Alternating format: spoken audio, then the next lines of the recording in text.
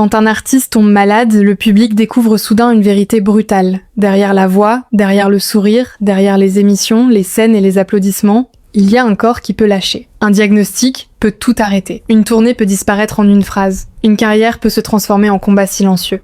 Aujourd'hui, on revient sur 8 célébrités françaises touchées par un cancer grave, 8 parcours où la maladie a bouleversé la vie, l'image publique, la famille, parfois même la voix ou la scène. Certaines se battent encore, d'autres sont entrées en rémission, d'autres nous ont quittés.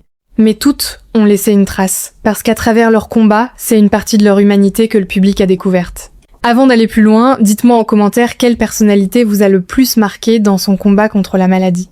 Abonnez-vous aussi à la chaîne et activez la cloche, parce qu'ici on raconte les histoires des célébrités avec émotion, mais aussi avec respect. Le premier nom, c'est Florent Pagny. Quand il annonce être atteint d'un cancer du poumon, le choc est immense.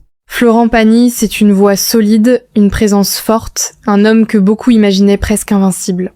Pourtant, en quelques mots, il explique qu'il doit annuler sa tournée pour se soigner. La scène s'arrête, les projecteurs s'éteignent et le chanteur entre dans une autre bataille. Chimiothérapie, rayons, rechute, immunothérapie, retour prudent, son parcours devient suivi par toute la France. Ce qui touche chez lui, c'est sa manière de parler sans dramatiser mais sans cacher la gravité. Il ne joue pas au héros. Il avance, il tombe, il revient. Et quand il retrouve la scène, ce n'est plus seulement un concert, c'est la preuve qu'une voix peut traverser la peur. Deuxième personnalité, Caroline Receveur. Elle a bouleversé sa communauté en révélant un cancer du sein agressif. Avec elle, le public a vu autre chose qu'une influenceuse parfaitement maquillée. Il a vu une femme rasée, fatiguée, branchée à des traitements, mais décidée à ne pas mentir sur la violence de ce qu'elle traversait. Caroline Receveur a partagé des étapes difficiles, la chimiothérapie, l'immunothérapie, la mastectomie, puis la reconstruction. Sa force a été de montrer la maladie sans filtre, pas pour faire peur, mais pour rappeler que le cancer ne choisit pas un profil. Il peut toucher une femme jeune, active, entourée et tout renverser. Son parcours vers la rémission a donné de l'espoir à beaucoup de femmes. Troisième nom, Françoise Hardy. Son combat a été long, douloureux, presque interminable. Pendant des années, elle a affronté un lymphome, puis un cancer qui a atteint sa gorge, sa voix, son quotidien. Chez Françoise Hardy, la maladie avait quelque chose de particulièrement cruel, parce qu'elle touchait une artiste dont la voix avait marqué la chanson française. Elle a parlé de ses douleurs, de sa fatigue, de la difficulté de vivre dans un corps épuisé. Son témoignage était parfois dur à entendre, mais il était profondément sincère. Françoise Hardy ne cherchait plus à protéger une image. Elle disait la souffrance, la lassitude, l'attente. Sa disparition a rappelé à quel point certaines batailles médicales peuvent durer des années jusqu'à retirer peu à peu la lumière. Quatrième personnalité, Jean-Pierre Pernaut. Pendant des décennies, il a été le visage du trésor de Téphone, un homme familier, presque présent dans les maisons à l'heure du déjeuner. Il avait d'abord évoqué un cancer de la prostate, puis plus tard un cancer du poumon. Ce qui a marqué le public, c'est le contraste entre l'image rassurante du journaliste et la brutalité de la maladie. Jean-Pierre Pernaut parlait avec une franchise directe, presque pédagogique. Il rappelait les risques, il alertait, il reconnaissait aussi ses erreurs, notamment face au tabac. Sa mort a bouleversé une génération de téléspectateurs parce qu'elle donnait l'impression qu'un membre de la famille télévisuelle disparaissait. À ce stade de la vidéo, dites-moi franchement ce que vous pensez de ces témoignages publics. Est-ce que les célébrités ont raison de parler de leur cancer pour sensibiliser ou est-ce qu'elles devraient garder cette épreuve privée ? Likez la vidéo si vous voulez d'autres portraits de stars qui ont affronté les moments les plus difficiles de leur vie. Cinquième nom, Johnny Hallyday. Quand la maladie est annoncée, la France comprend immédiatement que le combat sera immense.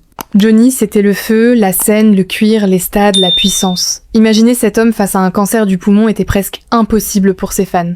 Il avait continué à chanter, à se battre, à donner l'impression qu'il voulait rester debout jusqu'au bout. Mais derrière l'idole, il y avait un homme fatigué, entouré, médicalisé, rattrapé par une maladie grave. Sa disparition en 2017 a été vécue comme un deuil national. Le cancer n'a pas seulement emporté un chanteur, il a emporté une partie de la mémoire populaire française. Sixième personnalité, Bernard Tapie. Lui aussi avait cette image d'homme indestructible. Homme d'affaires, patron, ministre, président de club, acteur, chanteur parfois, Bernard Tapie semblait avoir vécu 1000 vies.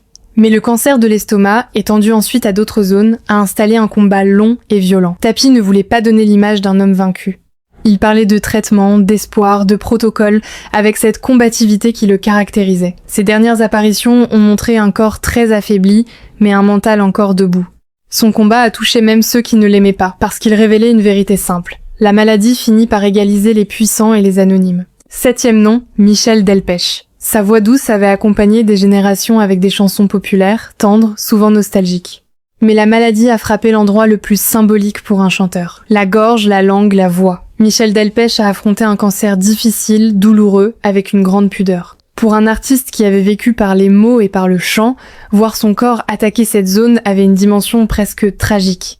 Dans les dernières années, il a parlé de spiritualité, d'apaisement, de regret aussi. Son départ a rappelé que certaines voix continuent de vivre même quand la maladie les a réduites au silence. 8e personnalité, Mylène Desmongeaux. Grande actrice populaire, visage du cinéma français, elle a longtemps gardé une énergie incroyable. Mais elle a aussi connu un cancer du péritoine, avec des périodes de rémission et de récidive. Ce qui touche dans son histoire, c'est cette alternance terrible entre l'espoir et le retour de la maladie. Elle croyait parfois avoir gagné du temps, puis le cancer revenait. Mylène Desmongeaux parlait avec lucidité, sans se donner un rôle de victime. Elle avait ce mélange de courage, d'humour et de fatigue que l'on retrouve chez ceux qui ont trop longtemps combattu.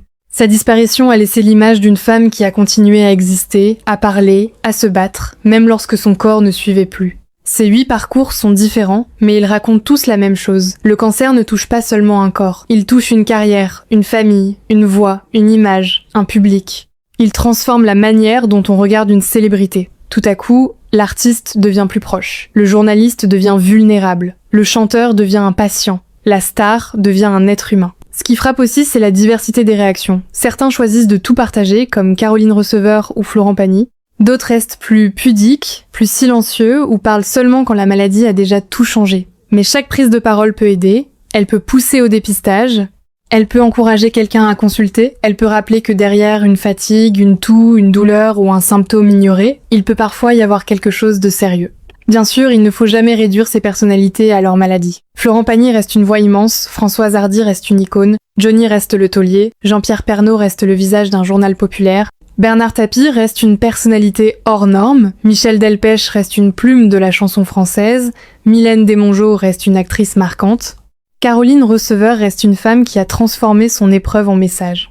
Mais leur combat rappelle que la célébrité ne protège pas de tout. Ni l'argent, ni la notoriété, ni l'amour du public ne suffisent à arrêter un diagnostic.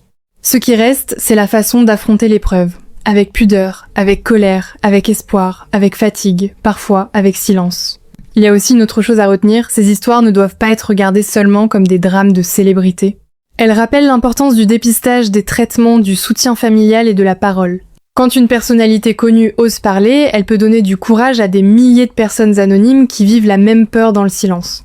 Et parfois, ce simple courage de dire « je suis malade » peut sauver quelqu'un qui hésitait encore à consulter.